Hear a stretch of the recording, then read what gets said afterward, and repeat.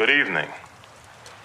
Now, join me on a journey as we turn the page to an extraordinary talent who has been making waves in the UK music scene. Hailing from Hull, our guest is none other than the incredibly talented rapper and artist, Chiedu Oraka. Chiedu, also known as the Black Yorkshireman, is a dynamic force in the music industry. With a style that's both raw and reflective, he has carved out a unique space for himself, blending his life experiences with powerful, relatable lyrics.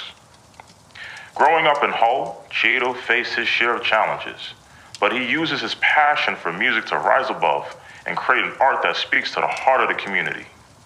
His latest album, Misfit, is a testament to his journey, an electrifying mix of tracks that explore identity, resilience, and belonging.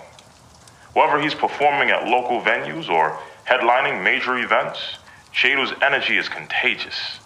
He's not just an artist, he's a storyteller, a voice for the voiceless, and a true ambassador of Hull's creative spirit. Today, we dive deep into the mind and music of Chiedu Oraka. We'll explore his inspiration, his journey, and what it means to be a misfit in today's world. So grab your favorite drink, get comfortable, and let's get to it. Welcome to Fireside with Lance.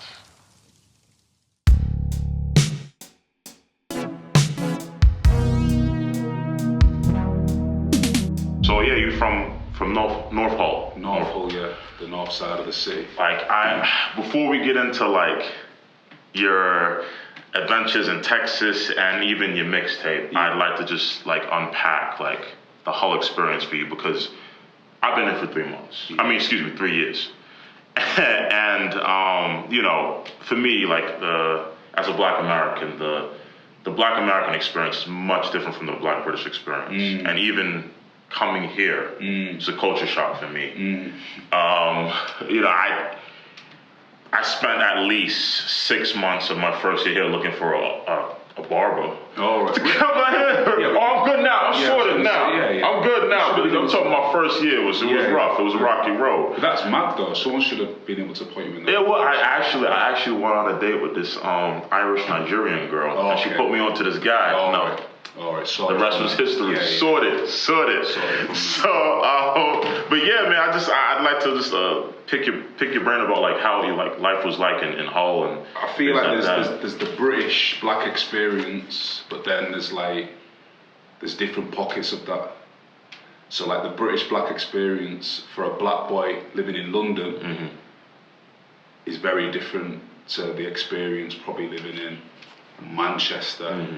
Or Leeds or Sheffield. Yeah. But it's especially different living in a place like Hull. It's different, obviously, because I'm a proper Hull boy, bro. I was born here. Do you know what I'm saying? So, there wasn't a lot going on for Black people on my come up. Do you know what I mean? Now, I feel like the city's flourishing. Obviously, there's barbers here. There's African shops, there's Caribbean shops, do you know what I'm saying? There's places where you can get your clothes. There's I feel like there's a nice little infrastructure. It could be better, but there's something going on now. When I was growing up, there was nothing going on. Yeah. Do you know what I'm saying? Nothing. All the Black people sort of knew each other. Do you know what I'm saying? We knew that there was a Black kid who lived around there, or our parents would be friends, or it was very small. Yeah. So it was mad. I'm not gonna lie, I was the only Black kid in my primary school until year 5. I was one of about 6 in my secondary school. Yeah. I was probably the only fully Black family on our council estate. There was a couple of mixed race people, but fully fledged. 21 Avenue. So 21 Avenue, 21st Avenue is the street that I grew up down, which is on a council estate called North Hull Estate, which neighbours another council estate called Orchard Park. So we're basically the same thing, but I always rep North Hull. Do you know what I'm saying? Because that's me, innit? Orchard Park was quite scary back in the day, do you know what I'm saying? Okay. North Hull was mad as well, but Orchard Park was that was where the mad guys were from, do you know what I'm saying? North Hull's, So North Hull's the avenue, so It goes up to like, I think it's 38th Avenue. Oh, wow. Yeah. Okay. So, and then that's split by Greenwood Avenue. Okay. So like the odd numbers are on one side and the even numbers are on another side. And then obviously the ones that are on the other side of Greenwood, they're more close to Orchard Park. Okay. And then my side is more close to probably like the university, them sort of sides. Right, yeah. Yeah, because I was I was listening to the podcast with African Stories in Hull. Oh yeah, that's old. Yeah, I know, but I was doing my homework, man. I was doing my homework, brother. I was doing my homework. Yeah. But like, you know, I resonated with a lot of things that you mentioned how, like, you know, you was raised by your mother. Yeah, just my mom. Yeah, like same as me, but like obviously like in the States, I always grew up in roughly black and brown neighborhoods, whereas you growing up with a single black mom but in a predominantly white neighborhood, that sort of. So that's why the black experience is different. Yeah. So we all get this is something I'm fighting against a lot within my music. Like, not everyone's black experience is the same. We didn't all grow up like on road or like that sort of like top boy like image. Exactly. Like people like me, we grew up around white people, innit? Like, so our mentalities are a little bit different. Our survival skills are a little bit different. Do you know what I mean? It's like because I don't want to jump. We're gonna have to jump around, but is that sort of your influence for Own Kind? Yeah. Well, for me, you know what it is, Own Kind. Thank you for referencing straight away. I love that. Homework, brother. Own Kind is like, you know that saying where you're too black for the white kids, but too white for the black kids. Yeah, and you get what I mean? Oh yeah, no, I know. So that's what I mean. Like, I feel like that Own Kind. The song is basically about my own community in the music industry. So the token black artist, that sort of world, doesn't always accept me because I don't rap about being a drug dealer or rap about being on the roads or rapping about chefing someone or shooting someone. Do you know what I mean? I rap about my experiences and I speak like this. I speak in a Yorkshire accent. I don't put on a twang or because I didn't grow up around that. Well, what you say you was too Yorkshire to be commercialized. I am because listen to your bars, man. I'm too East Yorkshire to be commercial. I am because I'm too raw. I feel like Yorkshire. You see, like up north, like Yorkshire, like so I'm gonna say cities. So places like Hull, Sheffield, Bradford, Manchester, Liverpool.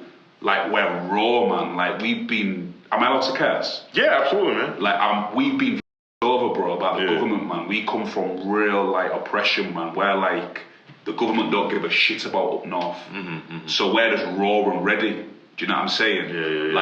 And I feel like we're very different to the Londoners.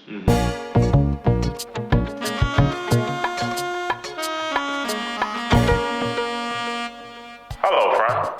Whoever you are, wherever in the world, you are now watching Fireside with Lance. Well, you have been for the past however many minutes. You might be watching from the Carolinas, hometown to many greats.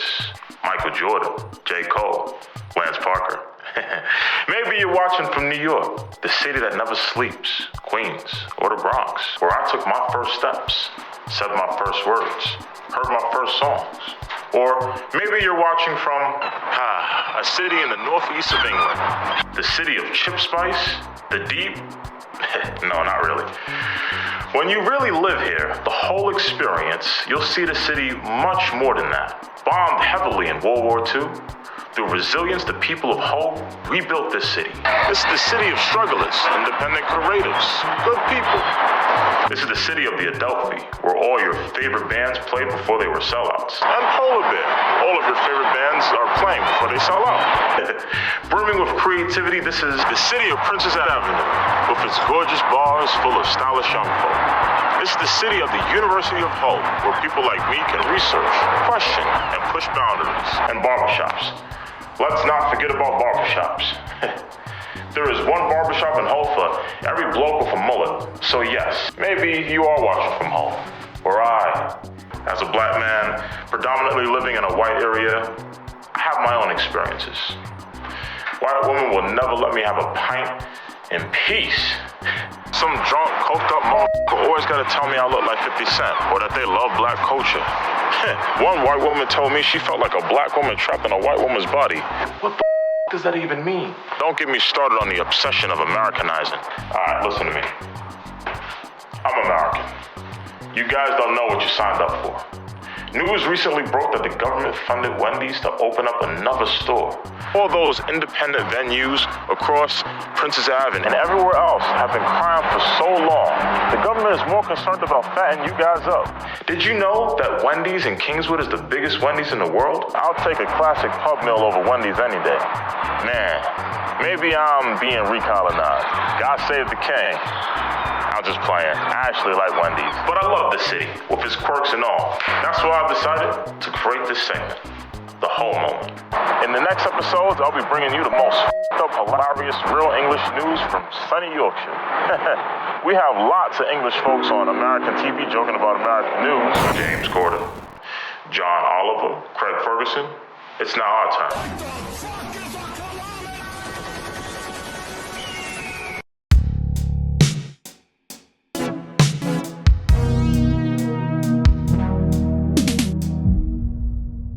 So yeah, I'm too East Yorkshire to ever be commercial. And like this, and one of my major like influences for even doing this talk show is like, because Hull does have like a better reputation, right? And it's like, I never even heard of this place until I even like did my research to do a PhD out there.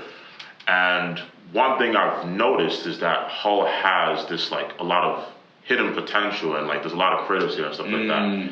And you know that song you did in 2015, I'm from the city, right? You said how you got that backlash because your first two bars was about how the sort of how like the negative things about Hull, but at the same time you're like, well, yo, like this is our city, like we need to speak our truths and stuff like that. So I feel like in Hull we're very like humble. We don't like to boast. I'm trying to change that energy. Like everyone's like, oh, Hull's so like I'm not proud to be from here. You know what? I am proud to be from here. Like there's certain things that annoy me about the city. I'm not gonna lie. But ultimately I'm from Hull, so I have to represent Hull to the max. 100%. Hull is the place that made me, and Hull has got a lot of things that we can shout about. Do you know what I'm saying? And be proud, like puff your chest out and say, yeah, I'm from Hull. And what? Do you know what I mean? Like, there's been some negative news about Hull over the years, like Benefit Street and like sort of like just like a lot of like programs have been here and took the piss out of our city. Do you know what I'm saying? So people just think that we're all like tramps and we don't know how to make money and we're not creative. Like, but there's people here that are really, really doing shit. Do you know what I'm saying? So like, I'm glad that you've realised that it is a creative city. Do you know what I'm saying? There's like so many independent businesses in Hull. Like, I don't really know, but I think it's a gift and a curse, that, to be honest. Like, it's great that we're independent and there's independent businesses thriving, but I want people to come to the city. Do you know what I mean? I want people to come to the city and make our city better. Do you know what I'm saying? I want it to have a commercial value. I know I said I'm too East Yorkshire to be commercial, but I mean as in I want people to come to our city and put money into our city so we can prosper.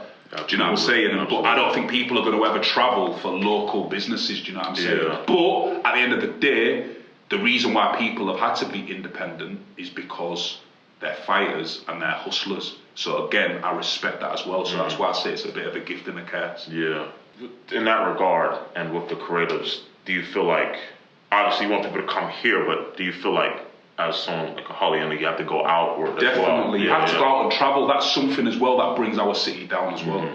There's too many people in Hull that have never left. And when they do, and bring all the ideas that they've got from the places they've been and bring them back to Hull, we'll be bigger and better. Do you know what I'm saying? That there's a lot of ignorance in Hull. A lot of people are scared of being successful. They're scared of what that brings. They don't want to sell out but for me, Hull's the base for me, but my mind is bigger than Hull. Do you know what I'm saying? Yeah, no, I feel that. Like, I mean, I officially met you Boxing Day at Art House. My little and that was amazing. Yeah. And it's just like, you know, we were like having a brief discussion about like the music scene. Like, what is it like here in Hull, the music scene, and like are a lot of people engaged? Like, obviously they are, but like, I think they are. Like, I don't think it's like engaging as what it used to be. Like, there used to be a night. Well, there still is a night. It's called the Sesh. Okay. And that's at Polar Bear now, but it used to be called Linnet and Lark. It used to be at a venue called Linnet and Lark, which is Bowery now on Princess Avenue. Yes, yeah. So that used to be called Linnet and Lark. Oh wow. Every Tuesday night, there used to be like local bands and performers performing there, and that every Tuesday night till like 2 a.m. was rammed. And that's just to see local music. I feel like it's died down a little bit. But I feel like the scene has diversified more. Do you know what I'm saying? Yeah. So again, it's a bit like it's weighing it up. Yeah. Like sometimes I don't think the people are as engaged, but I feel like the scene, or the local music scene, has got better. It's developed. It's still too like indie focused for my liking, if I'm going to be honest. Oh, you mentioned that in Misfits. Yeah. Like my come up was mad. Yeah. My come up was crazy. And obviously we'll get into that, but it's probably a bit too guitar focused for me. But it's definitely more diverse than what it used to be. Yeah.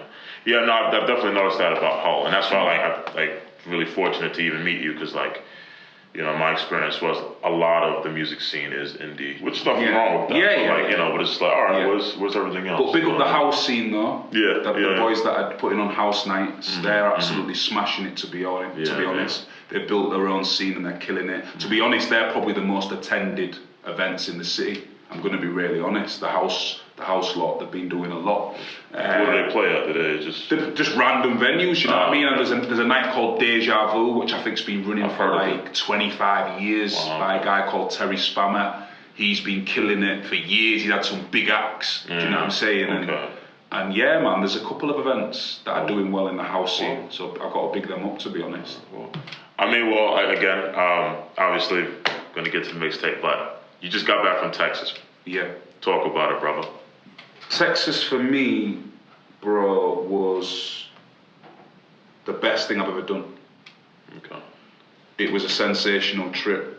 It's done so much for my mind, to be honest, in the sense that I didn't ever think that my music would ever take me to America. I was too obsessed with breaking the UK. And the UK is too small. My dreams were not big enough. I wasn't dreaming big enough. America made me realise that the Americans do fuck with my music. It also made me realise, going to Texas, that I am internationally ready to perform across the globe. Do you know what I mean? Like, I was a bit apprehensive. I didn't really know how the Americans would take to my music, but they absolutely loved it. Like, I did 4 shows out there. All of them were decent. Well, 3 of them was decent. 1 was like a little one. It was all right, but just being exposed to a different demographic has done so much for my mind. It's made me realise as well that, like, I can't just be in Hull all the time. And I haven't really been in Hull all the time for a while, to be honest. I've been travelling to different cities and performing, but it's made me realise, like, this is just a drop in the ocean. You know what I'm saying? Like, the UK is just a drop in the ocean. And it made me realise as well, you got to go where the love is. And America, from start to finish, was just, I was happy there. I feel like I was so happy there. And sometimes when I'm in the UK, I'm not always so happy. I whenever like you or Kofi like made a post, I couldn't even look at it. I was like, y'all making me homesick. I have too much fun. We had a lot of fun, but you know, we met a lot of great people as well. A lot of like, so much like industry people, obviously, and just so many like-minded people I'm probably going to speak to for the rest of my life now. Do you know what I mean? Like, just some really, really good people. Yeah. Wow. And some proper music heads as well, like people who actually really care about the music, man. So, I can't, there's nothing I can say bad about that trip. It was sensational. And it was, did I hear it right? Skepta was there as well? So my first ever international performance was supporting Skepta, man. Which was mad. It was that was like that was night 2. Wow. So we arrived like about 8 or 9. Yeah. Obviously got our head down, slept, worked out the next day, and then on the evening, my first ever international show was supporting Skepta, which is mad. It sounds like a dream. It sounds like I'm lying. Yeah. But that actually happened. It's there for people to see. I believe you, bro.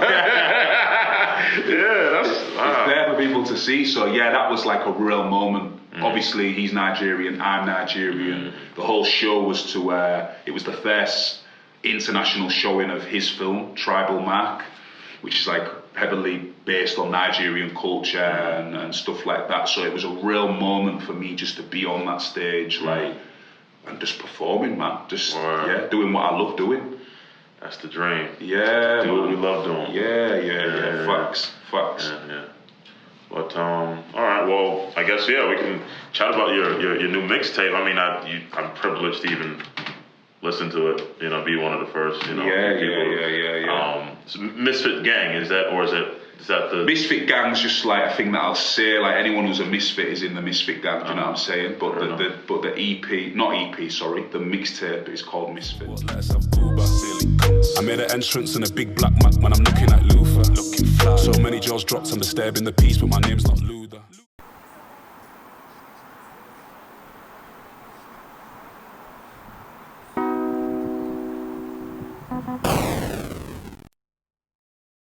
I absolutely love this segment. Album of the month. Today we're spotlighting a timeless classic, Marvin Gaye's What's Going On. Now there's a lot to unpack here. First time I heard this album, it's probably somewhere in my mama's house, to be honest with you. The first song I ever heard of the album was What's Going On. I mean, literally the first song of that album, As a Black American, I could deeply relate to this album. Released in 1971, it's not just a collection of songs, more like a commentary on the social justice issues that persist to this day. Like, I had an uncle who fought in Vietnam right around the time Marvin Gaye released this album. Songs like What's Going On, Mercy, Mercy Me, Inner City Blues, all encapsulates the struggle, resilience, and hope of people, especially in American urban life. I mean, come on, I'm from New York, I can attest to this. Soulful, it felt charming, it felt like relatable, as if just things that he was talking about still goes on to this day, sort of like the crime. I'd like you all today to visit this album, listen to the songs, actually try to get the story and the meanings of each song, because it tells a story, a commentary. All right? If you've never heard the album, discover it. And when you hear this album now, some of the songs that you still listen to, where does it take you to? How do you feel? It takes me to the Bronx. It takes me to the projects, specifically, growing up in the Southeast Bronx, Tenton Ave, Forest Projects. Yeah, it takes me there. It takes me there, the concrete jungle, that park across the street, the handball park. It takes me, it's a flashback. So here's to Marvin Gaye's What's Going On. Let's talk about it. Man, yeah. Hustle and Flow. Yes. Yeah. Yes, bro. That influence. Yeah, I was like, obviously, you're an American, so you'll know there's a lot of people that haven't seen that film. So people don't get the reference. But that was, I'm not gonna lie, definitely that was heavily influenced from that film. Like that whoop, that trick, and all that sort of stuff. That southern flavour, man. That southern hospitality. Which I got to experience in Texas. So that was. Mine's a banger, I think. No, I enjoyed it. I mean, obviously, I really enjoyed the first song too, Misfit. And On Kind, which the music video you're working on it? No, it's out. It's out. Okay, Yeah. I've seen the post. Yeah. Music video Okay. for Own Kind's out. I shot that in Newcastle. It's a good video. It's featuring a good pal of mine, Manga Saint Hilaire. So yeah, that's out there. Go watch that. Yeah. It's luck. Yeah. It's down. You know, life is what you make it. So like coming here, I'm like, all right, well, you know, I'm here. It's an interesting experience, but you know, I don't. It's not a bad place, but I certainly have to make myself fit so I can adapt. Yeah. You know, and I mean, you say that there's a lot more diversity in Black people. Yeah. Now more than when you were growing up. Yeah. But I still have trouble finding them sometimes. Well, obviously, you're from New York, though. Yeah. So to compare New York to Kingston upon Hull is mad. You can't. Even to compare Hull to say like a somewhere that's a stone throw away like Leeds. Yeah. It's mad. Hull's not there yet. Hopefully, you can get there, but it's not there yet. I'm going to that event in Leeds, man. You know. Phoenicia, you know, that's I was like, all right, cool, that's gonna be. Nah, Leeds is alright. You'll enjoy Leeds. Yeah, I've been, but like I'm looking forward to that. Yeah. Oh, you're gonna come? Yeah, because I know. How do you know her? My first year here. Okay. I was just going on random trips to different cities. Okay. And I went to Hyde Park Book Club. Okay, so it's nice. Yeah. She does like a lot of open mic nights there. Okay, yeah. So, and I'd be a chatty patty of myself, meeting people, you know what I'm saying? Like, yeah, you know what I'm saying? That's how it happened, you know? Yeah. She's super talented. Yeah. Meet cool people. Yeah, that's exactly so. She's sick. But yeah, Leeds is good, bro. Leeds is good, definitely. Well, I mean, obviously, you know, proud Hull, Yorkshire, man. But do you have like a favorite city that you performed in? Or was there like a city that you've been in the UK or? Newcastle, probably. Newcastle, okay. Yeah, obviously Newcastle's like my second home anyway. I'm a fan of the football team. Okay. And I perform there loads and the vibes are always good. It's a good night out as well. I know. Have you been? Yeah. Oh, Jordy. I know what that grid's about. But yeah, man, it's it's a good night out, man. I've had some good nights out, and I've had some great performances there as well. Yeah, okay. Yeah, no, that's... Yeah, I would say Newcastle. Then I went to university in Lincoln. I haven't performed in Lincoln, though, but that's a good city. That's, for me, it's small. It's a bit like York. Right. But it's obviously got a special place in my heart because I went to uni there. Right, so, okay. Yeah. What was your major, what was your course? So I qualified in sports development and coaching. Okay. Yeah, because I've and I know you did a bit of pastoral care. Yeah. I actually got a position at St. Mary's College to do some pastoral care. Oh man, you should. You know that's the school I went to. Yes, I know. Yeah. I was there today actually. I was there today at the meeting there. Did you still doing mentor? Oh no, not yet. I have to do my DBS check. Okay. Yeah. It's a good school. You'll like it there. You'll like it there. It's a lot better than when I was there. Put it that way. Oh, okay. Yeah. No, it's the good stuff there. To be honest. Yeah. Are you still doing much like mentoring? Nah. I do music full time now. Okay. So yeah, that's something that I put down. But unofficially, I suppose I do. Like artists ask me for advice all the time, and I give them. I give them the gems. Do you know what I mean? Because there was no one there for me. Do you know what I'm saying? There was no one. There was no blueprint for me to follow as a rapper in Hull. Because there was no one that really did it before me. There was other rappers, but there was no one that I would say, oh yeah, I want to be like them. Do you know what I'm saying? Right. Yeah, like people, like when I first started out, like people would ridicule. Even from my own city. Like, why is a whole boy rapping, man? Like, what's that about? Like, why? Like, we'll go support a band or an acoustic singer, but when it comes to a boy rapping, like it sounds weird. Like it's weird. Someone even said to me yesterday, "Oh, like I like your music, but it took me a while for me to get my head around hearing a whole boy rap." But I feel like we're past that now. Yeah, good. Do you know what I mean? Like we are, like it's like the Londoners used to say about us before, like, oh, the accent, but if you're good, you're good. Yeah, word, 100%. Really matter, do you know what I mean? It doesn't really matter. Yeah, I mean, because you've been You always like been writing with Danny Kraft. Yeah. Oh, you know about Crafty. Yeah. You done your research. Yeah. Big up Crafty. Big up Crafty. Yeah. Crafty's the reason why I started rapping in the first place. So yeah, like back in the day, like we're talking 06 times. That's when I really picked up the pen, and he was rapping, a rapper in the local area, and obviously he was one of my good friends, and I liked what he was doing, and he was just like, yeah, why don't you give it a go? So I thought, why not? Yeah. Let me do my thing. And look at you now. Yeah, man. Shoot. But there's a lot more that needs to happen. Like people are, you know what? I'm happy with the compliments that I get. Yeah, the compliments are good. But for me, I'm one of those people who's always like, what's next? And it's again, that's a bit of a gift and the curse. Gift and the curse, because I never really enjoy the moment. Because as soon as I've had a moment, I'm like, what's next? Because I can't rest on my laurels, man. Like I need to just always be progressing. That's just the pressure that I put on myself. Yeah. No. So like, I mean, do you have? I mean, obviously you've just released some songs and there's mixtapes coming out. Like, are you?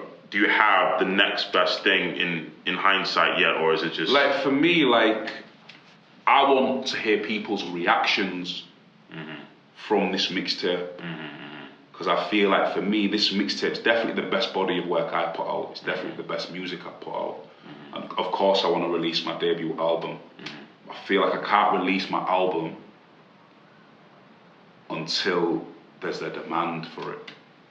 Because I don't want to release an album in this new wave of music, this new day and age of music where we're in the fast food era, where like there's Spotify and Apple. Like back in my day, we used to go to HMV or Virgin Megastores and buy a CD, read all the credits inside, look at the artwork, and that CD would live with you for years. I remember that too. Yeah. So I want my album to have that feeling. It would upset me to release an album and people would forget about it in a week or two, because that's what happens now. So I suppose you've got to make that seminal music. You've got to make that game-changing music, I suppose, and that's down to me as an artist, but I don't feel at the moment I've got the facilities really to do that. How I want my album to sound, like I don't have the facilities just yet. Do you know what I'm saying? I don't have the capital. Yeah. But when I do, it's a wrap. We kind of live in this sort of you're right, like this fast-paced generation. Yeah. This pastor that I used to go to church to back in the day, he said that we live in the microwave generation. It's fast. Yeah. And the algorithms, you know, I feel like it strips away creatives from like really doing some solid work, because of course it has to be trendy. Yeah, it has to be trending. And it kind of takes away from like, oh well, the art, you know, the craft. What do you think to that? I think it's bullshit, man. Yeah. There's a few artists that have just jumped on trends and just become huge, but do you know what happens to them? They get forgotten about. I'm trying to create a legacy. Yeah. So yeah, it is frustrating sometimes when you're hearing like a rapper who's made one song, hit the right algorithm, and he's been able to change his life completely. I mean, I'm not hating on him, because big up anybody who's been able to do that, being able to change their family's life through art. Yeah. But how artistic are they really? What graft have they really put in? Do you know what I'm saying? What's their purpose? Why do they do music? Do you know what I'm saying? They can't really answer them questions, and that's why they get forgotten about. So for me, it's about longevity.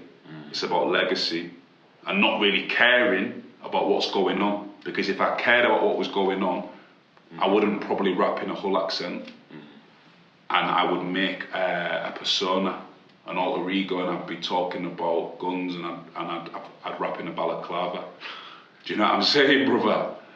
And that's not a big CO, do you know what I'm saying? That's not me. So my journey will take me longer, but when I reach the point that I'm happy with, and I'll be happy, do you know what I mean? I haven't done anything. I haven't sold out or made music that I don't like to get to the top. And well, the longer the journey, I guess the richer the material and the richer the reward.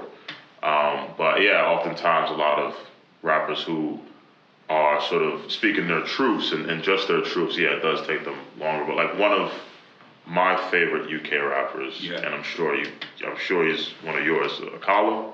Akala's like you know, say he speaks the truth. You know what I'm saying? You don't even need to say anything. Like, he's one of the goats. Do you know what I'm saying? Like like you say, talks the truth. He's educating us. I've seen Akala's journey. I've supported him twice actually. Oh, word. In Hull, yeah. Wow. He's a cool guy, man. He's a cool guy. Definitely a cool guy. Definitely one of the nice ones. To let me know when he's next in town. I'd love to meet him. Yeah. I mean, years ago, man. I can't even remember. Like, I think it was like maybe 2017 and 2018 when I supported him. Cool guy, man, and very knowledgeable. Yeah. We need people like that. We need people like him probably in politics, to be honest. Yeah. We'd be in safe hands. Well, he got his doctorate degree. He gives, I watched a few of his speeches. We'd be in safe hands as black people in this country if he was in charge, definitely. Yeah. So big up Akala. Yeah, word. So, like, who else were your other, like, influences in that? I know US, but UK scene. Skepta, the goat for me. Kano.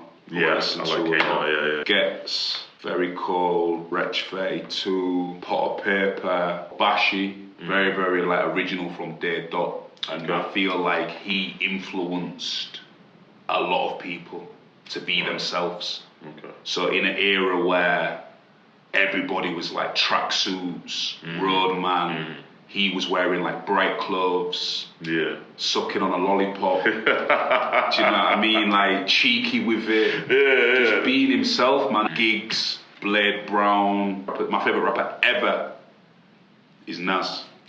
Word, He's the greatest of all time. For me. Of course. Like, for me, this whole like Jay-Z, Nas debate is dead to me. It's washed. I'm sure you're from New York. I'm from New York. I mean that's the thing.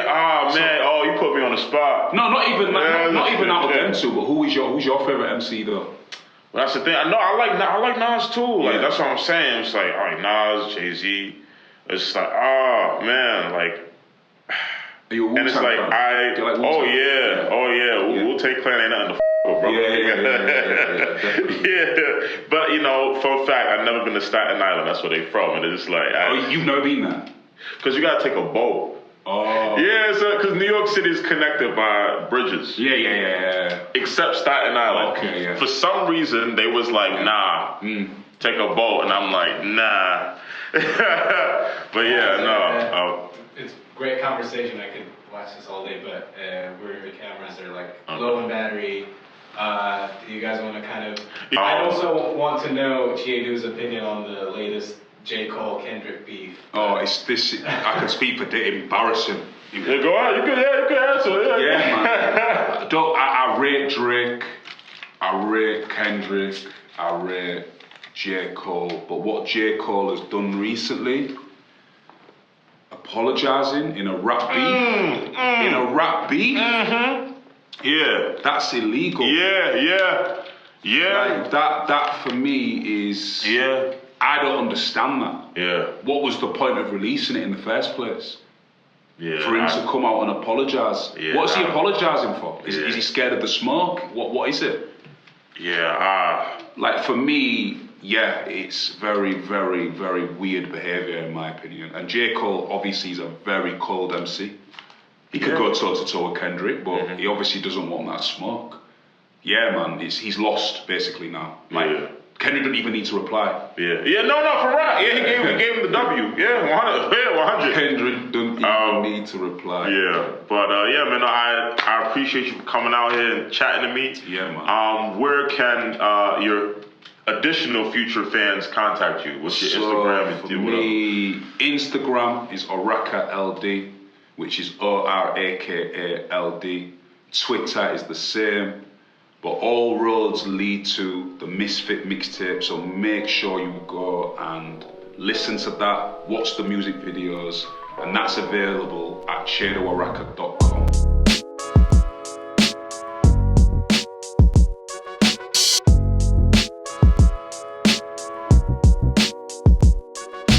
Thank you guys for watching this episode. Stay tuned for the next one, where I invite the pioneers of the sesh, Damar and his crew, to my show, Fireside with Lance.